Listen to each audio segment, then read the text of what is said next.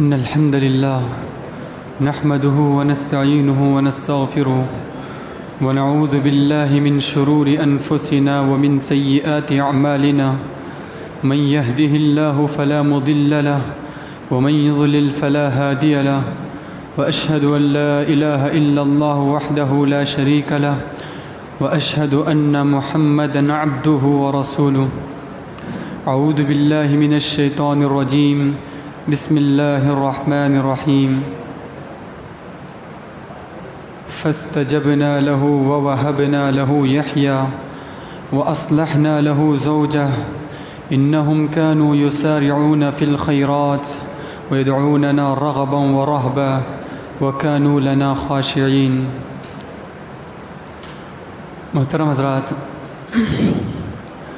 آج درس کی مناسبت سے 17ویں پارے کی جس آیت کا انتخاب کیا گیا،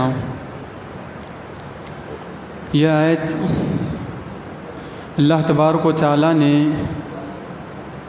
انبیاء علیہم السلام کے تمام آزمائشوں کو بیان کرنے کے بعد مختلف انبیاء کی مختلف مشکلات کو پیش کرنے کے بعد آخر میں بطور خلاصہ یا بطور وجہ اللہ تبارک و تعالیٰ نے یہ آیت بیان کی۔ آغاز ابراہیم علیہ السلام کے واقعے سے ہوا کہ کیسے ابراہیم علیہ السلام بت پرستی کے خلاف، شرک کے خلاف آواز اٹھاتے ہیں اور ان کے خلاف میں کیسے پوری قوم اکٹھے ہو جاتی ہے۔ وہ تنہا اللہ رب العالمین پر بھروسہ کیے ہوئے، اللہ تعالیٰ پر ایمان رکھتے ہوئے سب کے مقابلے میں کفر و شرک کی جماعت کے خلاف لڑ پڑتے ہیں۔ تو کیسے قوم پوری مل کر ایک فرد کے خلاف آتی ہے۔ اس کے بعد اللہ تبارک و تعالیٰ نے لوط علیہ السلام کا واقعہ مختصر سا بیان کیا کہ لوط علیہ السلام نے اپنی قوم سے کن آزمائشوں کا سامنا کیا۔ پھر اس کے بعد اللہ تبارک و تعالیٰ نے یونس علیہ السلام کا اور یونس علیہ السلام کی آزمائش کا تذکرہ کیا کہ کیسے یونس علیہ السلام کو مچھلی کے پیٹ میں کئی تاریکیوں کے اندر رہنا پڑا۔ ایک ہی وجہ تھی کہ قوم ایمان لانے کو تیار نہ تھی، تو مشرک اور بت پرست قوم کے درمیان رہنا ان کو منظور نہ تھا۔ ویسے ہی حضرت ایوب علیہ السلام کی آزمائش کا تذکرہ ہوا کہ کیسے اللہ تبارک و تعالیٰ نے ایوب علیہ السلام کو کئی سالوں تک ان کی جائیداد، مال، دولت سب چھین کر صحت و عافیت کے بدلے میں بیماری کی آزمائش سے دوچار کیا تھا۔ کتنی سالوں تک انہوں نے بیماری کا مقابلہ کیا اور بیماری کا مقابلہ کرتے ہوئے بھی کیسے اپنی دین اور ایمان پر ثابت قدم رہے۔ 18 سال تک تقریباً آزمائش جھیلنے کے باوجود بھی کیسے اللہ تبارک و تعالیٰ پر ایمان ان کا برقرار رہا، بھروسہ کیسے قائم رہا۔ اس کے بعد اللہ تبارک و تعالیٰ نے ایسے ہی مختلف انبیاء کا تذکرہ کیا۔ نوح علیہ السلام کی آزمائش کا تذکرہ کیا کہ تقریباً 950 سال دعوت دینے کے باوجود بھی بجز چند افراد کے کوئی شخص ایمان نہ لایا۔ مفسرین یہاں تک لکھتے ہیں کہ صرف 40 افراد شاید کہ ان کی قوم کے ایمان لائے ہوں گے۔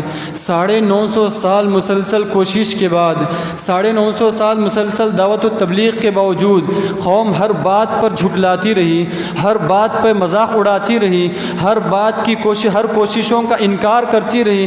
اتنی کوششوں کا انکار کرنے کے باوجود بھی کوئی شخص ایمان نہ لاتا رہا۔ 950 سال میں 950 افراد بھی نہ ایمان لائے، بجز چند افراد کے باوجود اس کے کیسے وہ اپنے دین و ایمان پر قائم رہے۔ اس کے بعد اللہ تبارک و تعالیٰ نے زکریا علیہ السلام کی آزمائش کا تذکرہ کیا کہ کیسے زکریا علیہ السلام کو اولاد کے بغیر آزمایا گیا کہ بڑھاپے کو، عمر کو پہنچنے کے بعد کوئی سہارا نہ تھا کہ ان کے کام آ سکے۔ زکریا علیہ السلام کی مسلسل دعا ہوتی رہی کہ ان کے لیے کوئی اولاد نصیب ہو جو ان کے اس بڑھاپے میں سہارا بن سکے۔ تو اللہ تبارک و تعالیٰ نے ان تمام آزمائشوں کا مختصر تذکرہ کرنے کے بعد یہ آیت ارشاد فرمائے، کہا فاستجبنا له ووهبنا له يحيى۔ زکریا علیہ السلام کی دعا کے بعد ربی لا تذرنی فردا وانت خیر الوارثین، اے اللہ مجھے تنہا نہ چھوڑ، یقیناً تو ہی بہترین وارث دینے والا ہے۔ تو اس دعا کے بعد اللہ تبارک و تعالیٰ نے یہ آیت ارشاد فرمائے فاستجبنا له، ہم نے زکریہ کی دعا قبول کر لی، ہم نے زکریہ کی دعا قبول کر لی، ووہبنا له یحییٰ، اور ہم نے زکریہ کو یحییٰ سے نوازا، یحییٰ جیسی اولاد عطا کی، واصلحنا له زوجا، ان کی بیوی بانجھ تھی، ان کی بیوی کو اولاد نہ ہونے والے تھے، اس کے باوجود ہم نے ان کی بیوی کی بیماری ٹھیک کر دی، ان کی بیوی سے ان کو بچہ یحییٰ کی شکل میں دیا۔ یہ تمام آزمائشوں کے بیان کرنے کے بعد پورا خلاصہ اللہ تبارک و تعالیٰ نے یوں پیش کیا انہم کانوا یسارعون فی الخیرات۔ اتنی آزمائشیں کیوں پوری قوم خلاف آنے کے باوجود بھی ابراہیم علیہ السلام ایمان پر ڈٹے رہے؟ صرف ایمان پر ڈٹے رہنے کی وجہ سے کیسے پوری قوم خلاف آ گئی؟ صرف ایمان پر ڈٹے رہنے کی وجہ سے 950 سال دعوت کے باوجود بھی کیوں کوئی شخص ایمان نہ لاتا رہا، کوئی شخص بات ماننے کو تیار نہ رہا؟ یونس علیہ السلام نے کس سبب اپنی قوم کو چھوڑ کر مچھلی کے پیٹ میں جا بسے یا سمندر کا سفر طے کرنے پر تیار ہو گئے؟ ایوب علیہ السلام اتنی آزمائشوں کو اتنے سال بیماری میں رہنے کے باوجود کیسے اپنے ایمان پر ثابت قدم رہے؟ اللہ تبارک و تعالیٰ نے وجہ بتلائی انہم کانوا یسارعون فی الخیرات۔ واحد وجہ یہ ہے کہ یہ لوگ ہمیشہ بھلائی کے کاموں میں آگے آگے رہا کرتے ہیں، یہ لوگ ہمیشہ بھلائی کے کاموں میں آگے آگے رہا کرتے ہیں۔ وَيَدْعُونَنَا رَغَبًا وَرَهْبًا، اور ہم سے بڑی گڑ گڑا کر، ہم سے بڑی امید رکھتے ہوئے، ہم سے بہت ڈرتے ہوئے دعائیں کرتے ہیں۔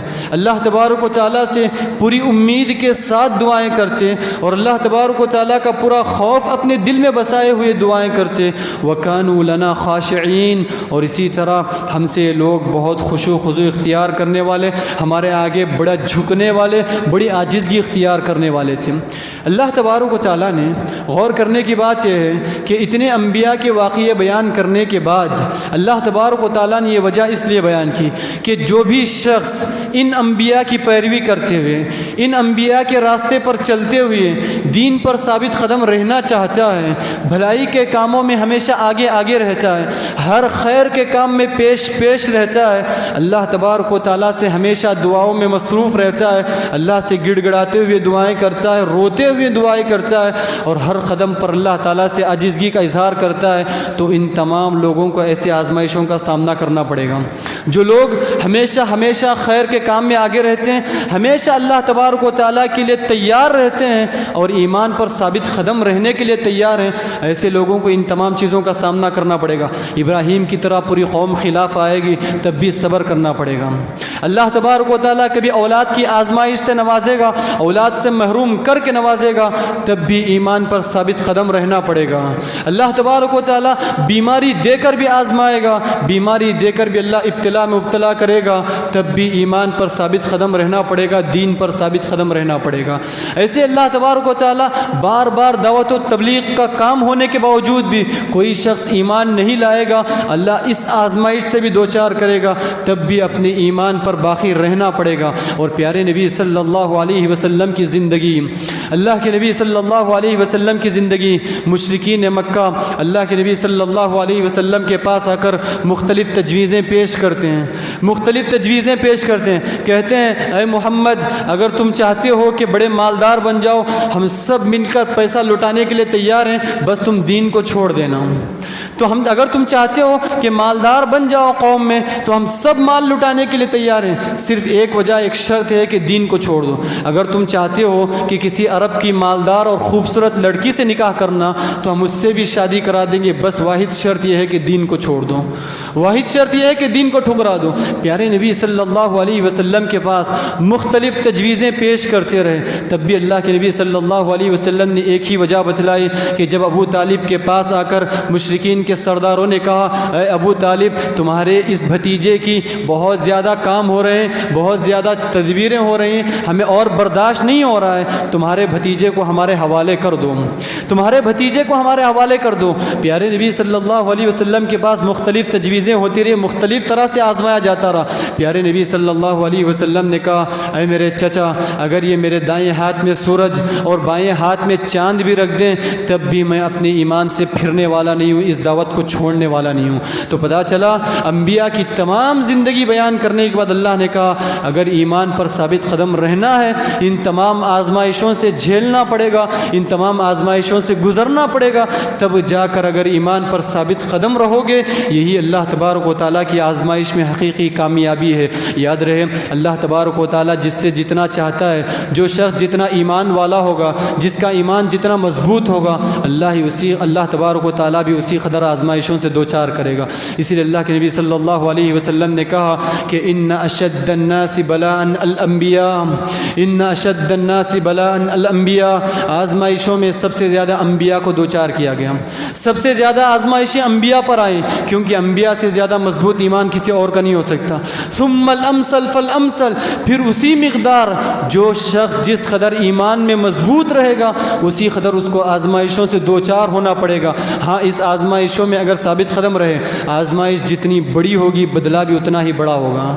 آزمائش جتنی بڑی ہوگی اس کے بعد آنے والا انجام اور اس کے بعد آنے والا ثواب بھی اتنا ہی بڑا ہوگا۔ اسی لیے پیارے نبی صلی اللہ علیہ وسلم نے کہا ان عظام الجزاء من عظم البلاء، ان عظام الجزاء من عظم البلاء۔ لوگوں یاد رہے کہ آزمائش جتنی بڑی ہوتی ہے، اللہ جتنی بڑی مشکل سے دوچار کرتا ہے، جتنی بڑی مصیبت اللہ تعالیٰ لاتا ہے، اس کے بدلے میں اللہ بدلہ بھی اتنا ہی بڑا دیتا ہے۔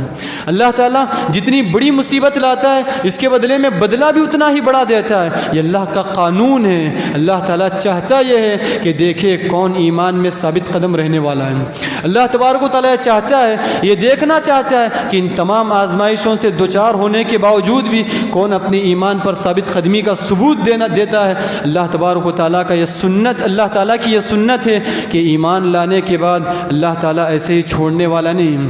ایمان لانے کے بعد ایمان والوں کو بغیر آزمائش کے چھوڑنے والا نہیں، آزمائش سے دوچار کرے گا۔ جو شخص آزمائش میں ثابت قدمی کا ثبوت دیتے ہوئے اپنے ایمان پر باقی رہے گا وہ پکا مومن ہے، سچا مومن ہے۔ جس کے آزمائش میں قدم ڈگمگا جائیں اور اپنے ایمان سے پیچھے پلٹ جائے اور پھر جائے، سمجھو وہ شخص منافق ہے، اس کا ایمان پکا نہ رہا۔ اللہ تبارک و تعالیٰ یہ ایمان اور نفاق میں فرق کرنے کے لیے یہ آزمائش لاتا ہے۔ دیکھیے اللہ کا قانون ہے کہ تمام انبیاء علیہ السلام، نوح علیہ السلام سے لے کر پیارے نبی صلی اللہ علیہ وسلم تک اور صحابہ اکرام تک اور آج تک بھی یہ اللہ کی سنت رہی ہے کہ محض ایمان کی بنیاد پر بہت سے لوگوں کو آزمایا گیا ہے، محض ایمان کی بنیاد پر بہت سے لوگوں کو آزمایا گیا۔ صحابہ اکرام ایمان میں اتنے مضبوط تھے کہ مشرکین مکہ طرح طرح سے ستانے کی کوشش کرتے، تکلیف دینے کی کوشش کرتے۔ ایک مرتبہ صحابہ اکرام تکلیف سے عاجز آ کر پیارے نبی سے شکایت کرنے لگے، اے اللہ کے نبی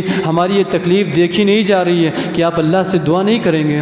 اے اللہ کے نبی یہ تکلیف برداشت نہیں ہو رہی ہے کہ آپ اللہ سے دعا نہیں کریں گے؟ پیارے نبی صلی اللہ علیہ وسلم نے کہا اے میرے صحابہ اتنی سی تکلیف تم سے برداشت نہیں ہو رہی ہے، تم سے پہلے لوگوں کو تو محض ایمان کی بنیاد پر آرے سے چیر دیا جاتا، دو ٹکڑے کر دیا جاتا، لوہے کی کنگھی لے کر ان کے پیٹھ پر گھس دی جاتی، ہڈیاں اندر سے نظر آتی۔ اتنی آزمائش سے دوچار ہونے کے باوجود بھی وہ اپنے ایمان پر ثابت قدم رہتے۔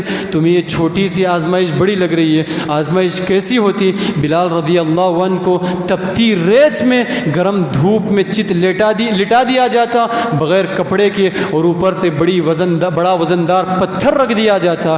ایسی آزمائش کے باوجود بھی اللہ کے نبی نے کہا کہ اس سے پہلے لوگوں کی آزمائش اس سے بڑی تھی، آپ سے پہلے لوگوں کی آزمائش اس سے بڑی تھی۔ پورے خاندان کو، یاسر رضی اللہ عنہ کے پورے خاندان کو، یاسر رضی اللہ عنہ، بیوی سمیہ رضی اللہ عنہا اور بیٹے عمار کو، پورے گھر والوں کو ابو جہل تکلیف دیتا رہا، ستاتا رہا۔ سمیہ رضی اللہ عنہا کو شرمگاہ میں نیزہ مار کر دو طرف سے چیر دیا گیا۔ پیارے نبی صلی اللہ علیہ وسلم نے آزمائش دیکھی، بہت ستایا جا رہا تھا۔ اللہ کے نبی صلی اللہ علیہ وسلم نے کہا صبراً آل یاسر ان موعدکم الجنہ، اے آل یاسر صبر کرو، اس آزمائش کے بدلے جنت ہے۔ اے آل یاسر صبر کرو، اس آزمائش کے بدلے جنت ہے۔ کہیں ایسا نہ ہو کہ ان آزمائشوں کو تاب نہ لاتے ہوئے تم تم ایمان کو چھوڑ دو، ہرگز ہرگز ایسا نہ کرنا۔ آزمائش جتنی بڑی کیوں نہ ہو، ہمیشہ اپنے ایمان کو مضبوطی سے تھامے رکھنا۔ اس کے بدلے میں اللہ نے جنت کا وعدہ کیا ہے، جنت میں اللہ تبارک و تعالیٰ تمہیں اس کے بدلے میں بہت بڑی نعمتوں سے نوازے گا، اللہ تبارک و تعالیٰ بڑا اونچا مقام دے گا۔ تو پتہ چلا یہ موجودہ دور میں سب سے بڑی آزمائش، سب سے بڑا امتحان ایک مومن کے لیے ہے کہ وہ اپنے ایمان پر ثابت قدم رہے۔ ایمان سے پھیرنے کی کئی ایک تجویزیں موجودہ دور میں ہوتی رہیں۔ حالیہ واقعات ہم نے سنا، پڑھا یا جانا کہ مسلمانوں کو یا مومنوں کو محض ایمان سے پھرنے کے لیے چند کوڑیوں کی آزمائش دی گئی، چند پیسوں کی آزمائش دے کر ایمان سے پھرنے کی کوشش کرائی جاتی رہے۔ بچپن سے بچوں کو سلیبس کی بنیاد پر، نصاب کی بنیاد پر مائنڈ واش کرنے کی کوشش ہوتی رہی، بچپن سے بچوں کو دین بیزار بنائے جانے کی کوشش ہوتی رہی۔ مختلف طریقے سے، مختلف آزمائشوں سے، کسی پر ستا کر، کسی کو مار کر، کسی پر ظلم کے پہاڑ توڑتے ہوئے، طرح طرح کی آزمائشوں سے دوچار کر کے ایمان سے پھیرنے کی کوشش ہوتی رہی۔ یاد رہے اتنی آزمائشوں کو جھیلتے ہوئے جو اپنے ایمان پر ثابت قدم رہا وہی پکا مومن کہلائے گا۔ جو شخص اپنے ایمان سے پھر جائے، اپنے ایمان سے پلٹ جائے، سمجھو وہ شخص منافق ہے۔ اللہ تعالیٰ اتنی آزمائشیں محض اسی وجہ سے لاتا ہے کہ بس یہ دیکھیں کون پکا مومن ہے، اپنے ایمان میں سچا ہے، اور کون اپنے ایمان میں جھوٹا ہے۔ اسی لیے اللہ تبارک و تعالیٰ نے جہاں اصحاب الاخدود کا واقعہ بیان کیا وہاں بھی محض یہی بات بیان کی، وَمَا نَقَمُوا مِنْهُمْ إِلَّا أَن يُؤْمِنُوا بِاللَّهِ الْعَزِيزِ الْحَمِيدِ۔ ان کی آزمائش، ان کا گناہ بس اتنا تھا کہ ان کو آگ میں ڈال کر جلا دیا گیا۔ ان کا گناہ، جرم اتنا ہی تھا کہ وہ ایک اللہ پر ایمان رکھتے تھے، وہ ایک اللہ پر ایمان رکھتے تھے، وہ ایک ہی جرم تھا۔ پیارے نبی صلی اللہ علیہ وسلم نماز پڑھتے رہے، عقبہ بن ابی معیط پیچھے سے آیا اور پیارے نبی کے گردن میں کپڑا ڈال کر زور سے کسنے لگا، آپ کی جان لینے کی کوشش کرنے لگا۔ ابو بکر صدیق رضی اللہ عنہ فوراً ہٹا کر کہنے لگے، اتقتلون رجلا ان یقول ربی اللہ، کیا تم آدمی کو بس اس وجہ سے مارنا چاہتے ہو وہ کہتا ہے ہمارا رب اللہ ہے، وہ کہتا ہے میرا رب اللہ ہے؟ تو اللہ کی یہ قانون سنت ہے کہ محض ایمان کی بنیاد پر مختلف طریقوں سے آزمایا جاتا رہا، ستایا جاتا رہا۔ ضرورت اس بات کی ہے کہ آزمائش کتنی بھی بڑی ہو، کتنی بھی بڑی مصیبت کیوں نہ آ جائے، ایمان میں ذرا برابر بھی خلل نہ آنے پائے، ہمیشہ ایک اللہ پر ایمان باقی رہے، ایک اللہ پر توکل باقی رہے۔ کتنی بھی بڑی آزمائش ہو، جس نے آزمائش کو لائی ہے وہی واحد ذات یہ طاقت رکھتی ہے کہ اس آزمائش کو دور بھی کرے، وہ وہی واحد ذات طاقت رکھتی ہے کہ ان مصیبتوں کو دور کرے، بیماریوں کو دور کرے۔ ہمیشہ اپنے ایمان پر ثابت قدمی کا ثبوت دیں تاکہ موت آئے تو کلمہ توحید پر آئے۔ دعا ہے رب العالمین سے کہ اللہ تبارک و تعالیٰ جب تک اس دنیا میں رکھے صحیح اسلام اور ایمان پر باقی رکھے، اور جب وفات ہو تو کلمہ توحید لا الہ الا اللہ پر ہو۔ اللہم آمین، وآخر دعوانا الحمد للہ رب العالمین۔